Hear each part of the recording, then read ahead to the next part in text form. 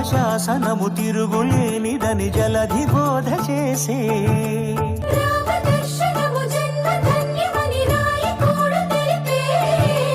రామరాజ్యమే పౌరులందరిని నీతి బాట నిలిపే రామ మంత్రమే తారకం బహుశక్తి ముక్తి సంధాయకం రామనామమే అమృతం శ్రీరామ కీర్తనం సుకృతం ఈ రామచంద్రుడే లోక రక్షయని అంతరాత్మ పలికే జగదానందకారక జయ జానకి ప్రాణనాయక శుభ స్వాగతం ప్రియ పరిపాలక